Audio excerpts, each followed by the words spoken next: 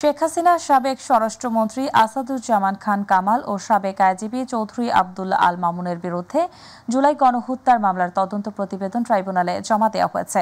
সকাল 10:55 chief prosecutor Tajul ইসলামের কাছে এই প্রতিবেদন হস্তান্তর করেন তদন্ত সংস্থার কোঅর্ডিনেটর, তদন্ত কর্মকর্তা সহ 3 জন। তদন্তে শেখ হাসিনার বিরুদ্ধে জুলাই গণহত্যায় নির্দেশ দেওয়ার প্রমাণ পেয়েছে সংস্থাটি। পরে চিফ প্রসিকিউটর তাজুল ইসলাম জানান, তথ্যপাত্র যাচাই বাছাই করে দ্রুত সময়ের মধ্যে আনুষ্ঠানিক অভিযোগ আদালতে দাখিল করবেন তিনি। এর মাধ্যমে শেখ হাসিনার বিপক্ষে আনুষ্ঠানিক বিচার কাজ শুরু হবে।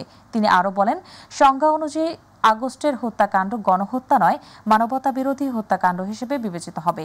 এদিকে পরে শাপলা চত্বর গণহত্যার মামলার তদন্ত প্রতিবেদনে 12 আগস্ট ও জুলাই আগস্টের গণহত্যার মামলার তদন্ত প্রতিবেদন 20 জুলাই দাখিলের নির্দেশ দেয় ট্রাইব্যুনাল। সাক্ষীদের জবানবন্দি যারা ম্যাজিস্ট্রেটের কাছে দিয়েছেন, সেগুলো অনেক আসামি যারা জবানবন্দি দিয়েছেন, স্বীকারোক্তি দিয়েছেন, সেগুলো সামগ্রিকভাবে এই অপরাধ প্রমাণের জন্য যা যা দরকার সেই ধরনের সাক্ষ্য প্রমাণ তদন্ত সংস্থা দাখিল করেছেন।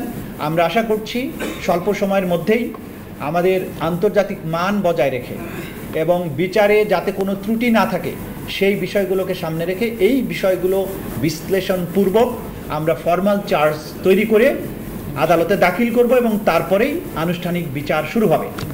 একটি বিষয় আপনাদেরকে আমরা নিশ্চিত করতে চাই, দেশব্যাপী মানুষের মধ্যে চাহিদা আছে দ্রুত বিচার শুরু করার জন্য, কিন্তু আপনাদেরকে আমরা বলে দিতে চাই, বিচার এবং আন্তর্জাতিক অপরাধ ট্রাইব্যুনালের যে বিচার, মানবতা বিরোধী অপরাধের বিচার, এটা কোনো সাধারণ বিচার নয়।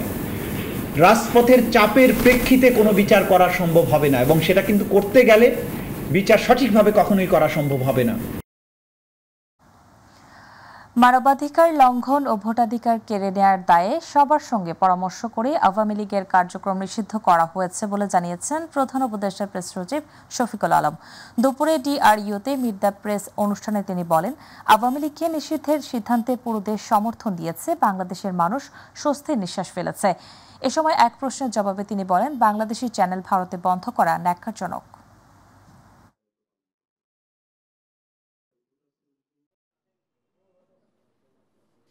প্রত্যেকটা পত্রিকা, নিউজ ওয়েবসাইট, টিভি তাদের অবশ্যই মতাদর্শ থাকবে, কিন্তু রিপোর্ট যেগুলো করুক সেটা যেন প্রো পিপল হয়, মানুষের কথা বলে এবং পাওয়ারফুল পিপলকে অ্যাকাউন্টেবল করে।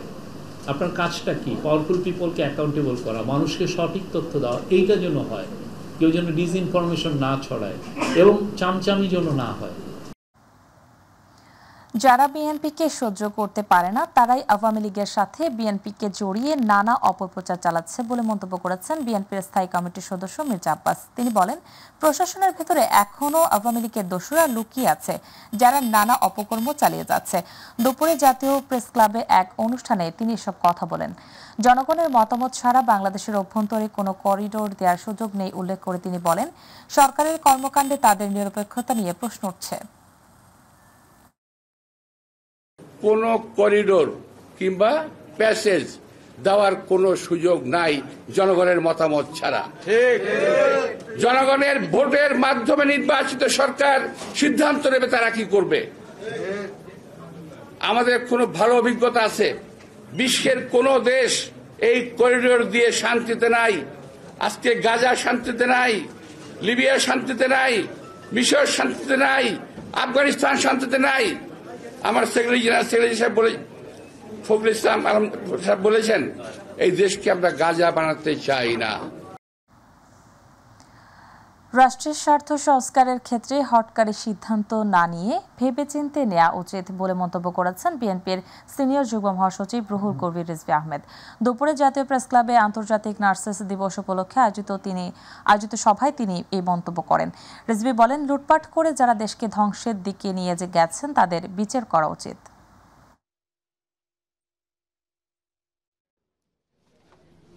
যে দেশের মানুষ তার প্রয়োজনীয় খাবারটা কিনতে পারবে না তার বেতন থেকে, তার সন্তানদের স্কুলে বেতনটা নিশ্চিত করতে পারবে না, বই কলম খাতা কিনতে পারবে না তার বেতন থেকে, তাহলে উন্নয়নটা কিসে?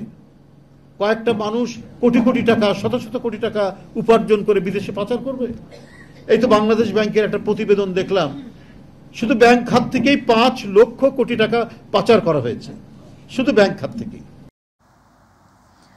প্রধান নির্বাচন কমিশনার এএম নাসির উদ্দিনের সঙ্গে বৈঠক করেছেন ঢাকায় সফররত যুক্তরাষ্ট্র দ্য কার্টার সেন্টারের একটি প্রতিনিধি দল। সকালে আগারগাঁও নির্বাচন কমিশন ভবনে এই বৈঠক অনুষ্ঠিত হয়। বৈঠক শেষে কার্টার সেন্টারের প্রতিনিধি জানান, বৈঠকে এসির প্রতি আস্থার বিষয়ে জানিয়েছেন তারা। পরে সিএসসি জানান, নির্বাচনের ধারণা, রাজনৈতিক দল, ভোটারদের অবস্থা সহ নির্বাচন সংক্রান্ত বিষয়ে আলোচনা হয়েছে।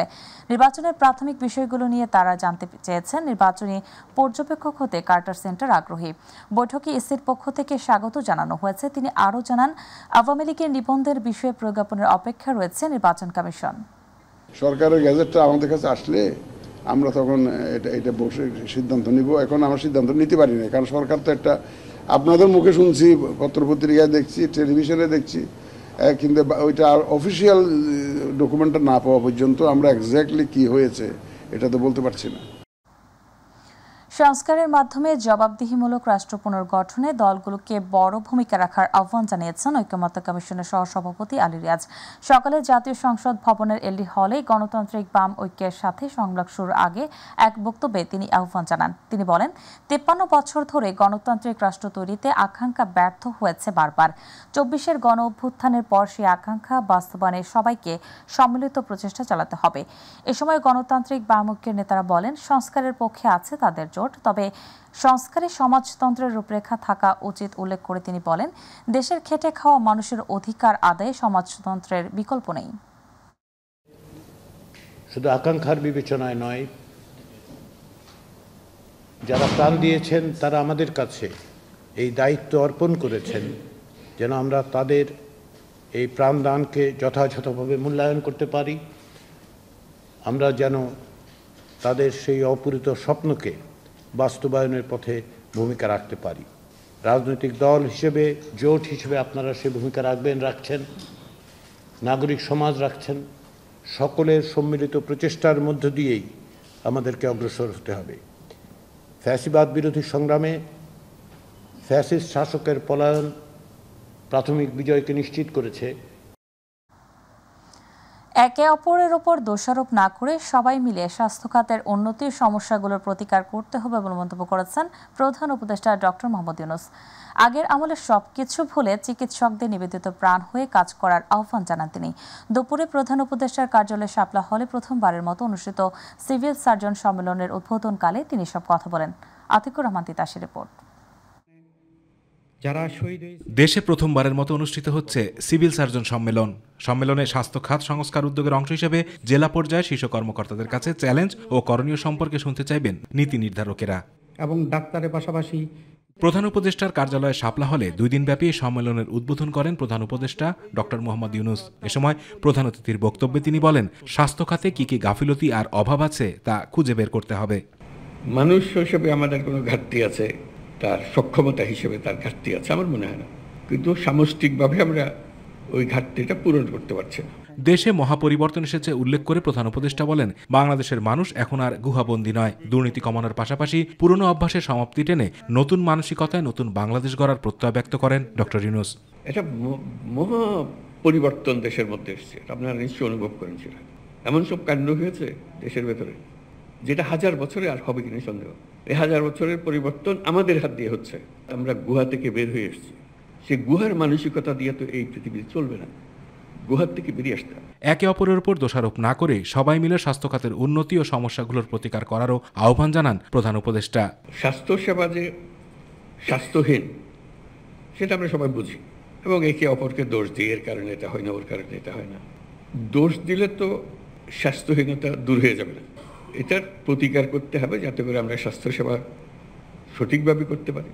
স্বাস্থ্য কমিশনের দেওয়া প্রস্তাবগুলো দ্রুত বাস্তবায়নে কাজ করা হবে বলেও জানান ডক্টর মোহাম্মদ ইউনূস। আতিকুর রহমান তিতাস, মাই টিভি। এটা সুযোগ। এবং ঈদুল আজহা উপলক্ষে ট্রেনের আগাম টিকিট বিক্রি শুরু হবে 21 মে থেকে। দেয়া হবে 31 মের টিকিট। 6 জুন পর্যন্ত অগ্রিম টিকিট বিক্রি করা হবে। ঈদ উপলক্ষে চলবে 5 জোড়া স্পেশাল ট্রেন। 2 ও 3 জুন চলবে কোরবানির পশু বহনকারী 3টি ট্রেন। ঈদুল আজহার প্রস্তুতিমূলক সভা শেষে সড়ক পরিবহন ও রেলপথ উপদেষ্টা মোহাম্মদ ফাউজুল কবির খান এসব কথা জানান। ঈদযাত্রায় যানজট এড়াতে সড়ক মহাসড়কে কোরবানির পশুর হাটের ইজারা দেওয়া হবে না বলেও জানান তিনি। এ সময় স্থানীয় সরকার উপদেষ্টা আসিফ মাহমুদ সজীব ভূঁইয়া বলেন, ছিনতাই ও চাঁদাবাজি বন্ধে পশুর হাটে ব্যবসায়ীদের নিরাপত্তা নিশ্চিতের নির্দেশ দেওয়া হয়েছে।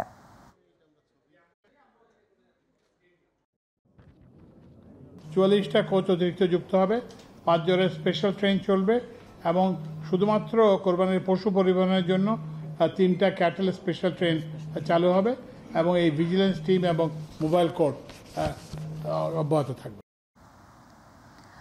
মুখ থুবড়ে পড়েছে ঢাকা চট্টগ্রাম রেলপথের কুমিল্লার সদর দক্ষিণ উপজেলার ময়নামতি রেল স্টেশন। নান্দনিক নকশায় আর আধুনিক মানের এ স্টেশনে যাত্রীদের সেবার সব আয়োজন থাকলেও থামে না ট্রেন, মিলছে না যাত্রী সেবা। এতে করে চুরি হচ্ছে যন্ত্রাংশ, অযত্নে নষ্ট হচ্ছে স্টেশনের আসবাবপত্র। বন্ধ থাকার ফলে সরকার হারাচ্ছে রাজস্ব, সেবা থেকে বঞ্চিত হচ্ছে যাত্রীরা। কুমিল্লা প্রতিনিধি আবু মুসার রিপোর্ট। 2023 সালে ময়নামতি রেল স্টেশনের কাজ শেষ হলেও বন্ধ রয়েছে গেল 2 বছর ধরে। দেখভালের অভাবে নষ্ট হচ্ছে মূল্যবান যন্ত্রপাতি ও আসবাবপত্র। স্টেশনের কার্যক্রম বন্ধ থাকায় প্ল্যাটফর্মে চলছে ধান শুকানো মারাইয়ের কাজ। ট্রেন না থামলেও সাধারণ মানুষ ও স্কুল কলেজের শিক্ষার্থীরা স্টেশনটিকে ব্যবহার করছে বিনোদন কেন্দ্রের মতো। স্থানীয়রা বলছেন, স্টেশনে রাতে বাড়ে বখাটেদের আড্ডাখানা এবং স্টেশন থেকে চুরি হচ্ছে বিভিন্ন যন্ত্রাংশ। এখানে দেখেন কি সুন্দর করে একটা স্টেশন বানানো হয়েছে, এটা অযথাই পড়ে আছে, কিন্তু এটাতে কোনো কার্যকর করা হইতেছে না। এদিকে পোলাপানে রাত হলে এই নেশা মাদক এগুলা নিয়ে ব্যস্ত থাকে, আর এই অঞ্চলটা টোটালি বস্তি বানায় ফেলছে। কুমিল্লার সবচেয়ে বড় বাস স্টেশনের পাশেই ময়নামতি রেলওয়ে স্টেশনের অবস্থান। স্টেশনটি চালু হলে বৃদ্ধি পাবে যাত্রী সেবা, সরকার পাবে বিপুল পরিমাণ রাজস্ব। এখানে যদি ট্রেন প্রতিনিয়ত থামতো, এদিকে আমাদের অনেক যাত্রীরা, কুমিল্লা সিটির অনেক যাত্রীরা সুবিধা হতো। এখানে যদি আমাদের ট্রেন যদি থামতো তাহলে আমাদের সরকারের জন্য অনেকটা উপকার হতো, আর মানুষের জন্য আরও বেশি উপকার হতো।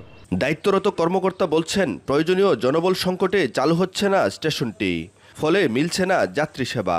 ঊর্ধ্বতন কর্তৃপক্ষের সিদ্ধান্তে জনবল নিয়োগ হলে স্টেশনটি চালু করা সম্ভব বলছেন এই কর্মকর্তা। শেষের দিকে কাজ কমপ্লিট হওয়ার পরে এই পর্যন্ত বন্ধ আর কি, লোকবল সংকটের কারণে। তো লোকবল দিতে পারতেছে না দেখে হয়তো চুরিটা বেড়ে গেছে আর কি। লোকবল যদি না দেওয়া হয় আসলে এগুলো ঠেকানো আসলে খুবই দুরূহ ব্যাপার। দীর্ঘদিন আগে নির্মাণ কাজ শেষ হলেও বন্ধ থাকায় কোনো কাজে আসছে না স্টেশনটি। জনগণের অর্থ অপচয় রোধে দ্রুত স্টেশনটি চালুর দাবি সাধারণ মানুষের। আবু মুসা, মাই টিভি, কুমিল্লা। গত কয়েকদিনের টানা তাপদাহে বিপর্যস্ত জনজীবন। আকাশে মেঘও জমছে না, নড়ছে না গাছের পাতাও, কমে গেছে বাতাসের আর্দ্রতা। কোথাও যেন স্বস্তি নেই। রোদের তাপে পড়ে গেছে গাইবান্ধা সহ পুরো উত্তরাঞ্চল। এতে করে চরম বিপাকে পড়েছে নিম্ন আয়ের শ্রমজীবীরা। প্রতিনিধি আফতাব হোসেনের রিপোর্ট, জানাচ্ছেন শামস তাবরিজ উচ্ছ্বাস। গত কয়েকদিন ধরে গাইবান্ধায় দিনের সর্বোচ্চ তাপমাত্রা 38 থেকে 39 ডিগ্রি সেলসিয়াসে ওঠানামা করছে। বাতাসের গতিবেগ কম ও আর্দ্রতা বেশি থাকায় 41 থেকে 42 ডিগ্রি সেলসিয়াস গরম অনুভূত হচ্ছে। এতে করে মানুষজনের সাথে হাঁসফাঁস উঠেছে প্রাণীকুলেও। রোদের গরমে অসুস্থ হয়ে পড়ছে মানুষ, হাঁপিয়ে উঠেছে জনজীবন। আবার এই দুর্ভোগে যুক্ত হয়েছে বিদ্যুতের লোডশেডিং। দিনে উপায়ন্তহীন কৃষক, শ্রমজীবী ছাড়া ঘর থেকে বের হচ্ছে না বেশিরভাগ মানুষ। রাস্তাঘাটে কমে গেছে মানুষের চলাফেরাও। গরমের কারণে এখানে আসছে, একটু হলে দম নেব, নিয়ে তারপরে আবার গাড়ি চালাবো। গরমের হাত থেকে রেহাই পেতে মানুষ ঠাঁই নিচ্ছে গাছতলায় ও মাঠে। অনেকেই আশপাশের পুকুর ও নদী খাল বিলে ঝাঁপ দিয়ে শরীর ভিজিয়ে নিচ্ছেন। শিশু ও বয়স্করা শরীরে পানি পুষিয়ে নিতে ডাব ও আইসক্রিম খেয়ে তৃষ্ণা নিবারণের চেষ্টা করছে। জীবন বিপর্যয়, সাধারণ মানুষের অবস্থা তো আরো খারাপ, দিনমজুর শ্রেণীর অবস্থা তো আরো খুবই খারাপ। গরমে অনেকেই ডিহাইড্রেশনে ভুগতেছে, অনেকেই তাপপ্রবাহের ফলে বেড়েছে নানা ধরনের রোগ ব্যাধি। এতে করে বেড়েছে ওষুধের চাহিদা। অতিরিক্ত তাপমাত্রার কারণে আমরা লক্ষ্য করছি যে সর্দি, জ্বর, কাশ এর প্রবণতা একটু বেশি অন্য সময়ের চেয়ে। তাপমাত্রা নিয়ন্ত্রণে কার্বন নিঃসরণ প্রতিরোধ জাতীয় ও আন্তর্জাতিকভাবে পদক্ষেপ নেওয়ার প্রয়োজনীয়তার কথা জানান এই বিশেষজ্ঞ। কার্বন নিঃসরণ করছি, এই কার্বন নিঃসরণের ফলেই প্রকৃতির এই তাপমাত্রা বৃদ্ধি হচ্ছে এবং ফলে সেটার ফলাফল ভোগ করছি আমরা। এই সপ্তাহ নাগাদ উত্তরাঞ্চলে মৃদু থেকে মাঝারি তাপপ্রবাহের সম্ভাবনার কথা জানিয়েছে আবহাওয়া অধিদপ্তর। শামস তাবরিজ উচ্ছ্বাস, মাই টিভি নিউজ ডেস্ক। কেরানীগঞ্জের সুভাডা খালে স্রোতপ্রবাহ ফিরিয়ে আনা চ্যালেঞ্জিং হবে বলে মন্তব্য করেছেন প্রাণী সম্পদ, পরিবেশ, বন ও জলবায়ু পরিবর্তন উপদেষ্টা সৈয়দা রিজওয়ানা হাসান। সকালে কেরানীগঞ্জের সুভাডা খাল পরিদর্শনকালে তিনি এই কথা বলেন। তিনি বলেন, সুভাডা খাল খননে সিটি জরিপ নয়, বরং সিএস রেকর্ড অনুযায়ী হবে। বাজেট কাটছাট করে আগামী জুলাই হতে পরবর্তী জুলাইয়ের মধ্যে কাজটি সম্পন্ন করবে বাংলাদেশ সেনাবাহিনী। স্থাপনাগুলো খালের মধ্যে আছে, তাদেরকে ইতোমধ্যে বলে দেওয়া হয়েছে ওই স্থাপনা তাদেরকে সরাতে হবে। আর এই প্রকল্পটার ব্যয় কমাবার জন্য আসলে এখানে কিছু সেতু রিপ্লেস করে কিছু সেতু করার কথা ছিল, কিন্তু ব্যয় কমানোর জন্য আমাদেরকে সেগুলো আপাতত বাদ রাখতে হচ্ছে। এবার আমাদের কৃষি।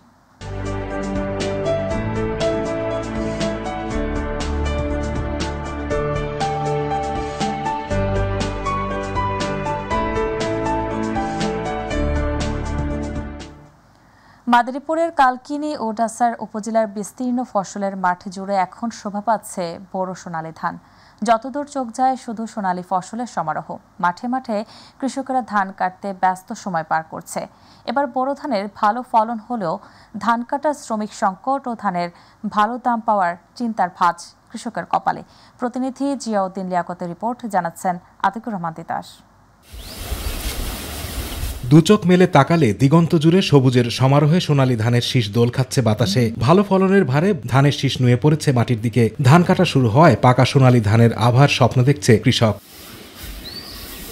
মাদারীপুরের কালকিনি ও ডাসার উপজেলায় এবার বৃধান 89, 92 ও 100 জাতের বোরো ধানের পাশাপাশি নতুন বৃধান 108 জাতের উচ্চ ফলনশীল বোরো ধান আবাদ করেছে কৃষকরা। তবে ধানের ফলন ভালো হলেও ধান কাটার শ্রমিক সংকট ও ধানের দাম নিয়ে চিন্তার ভাঁজ কৃষকের কপালে। অন্য ধানের চেয়ে এটা দ্বিগুণ ফলন হয়। আমাকে ধানটা খুব ভালো হয়েছে, আবহাওয়া অনুকূলে থাকলে আমাকে ধানটা ঘরে তুলতে পারবো।